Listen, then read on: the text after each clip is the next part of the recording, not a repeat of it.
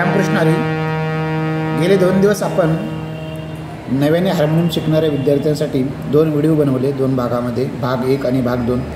आज आपण तिसऱ्या भागात वारकरी संप्रदायात जे काही मंडळी असेल, वारकरी संप्रदायामध्ये ज्यांना भजन, अभंग, गुळणी वाजवायचे, त्यांनी काळी 2 या पट्टीमध्ये सारेगमपधनिसा शिकायचं आहे. सा, अंगठ्याने रे, ग, म, प, अंगठ्याने परत ध, नि, सा, सा, नि, ध, प, प, म, ग, रे, सा. तर हे मूळ सप्तक झालं काळी 2चं.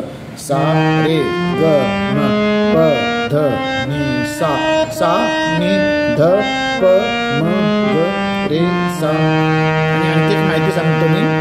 एखादं अभंग किंवा गवळण असं बऱ्याच वेळा आपण चर्चा ऐकतो की माझ्या आवाजाला मॅच होईल असा स्वर द्या, वरती घ्या, थोडं खाली घ्या. तर होत काय असतं, प्रत्येक गाणं 3 स्वरात गायलं जातं, गाऊ शकतो आपण. म्हणजे मूळ षड्ज साला आ,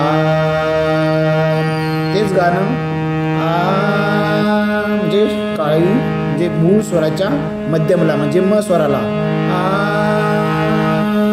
म देऊन त्या स्वरात गाय. आणि जर आणखी वरती हवे असेल तर प घेतला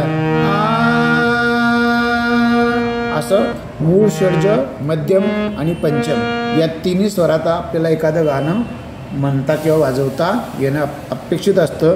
त्यामुळे काळी 2मध्ये ज्यांना शिकायचे त्यांनी हे नोटेशन समजून घ्या, सारेगमपधनिसा, आणि त्याच्यावरती सर्व पलटे बसवण्याचा प्रयत्न करा. धन्यवाद.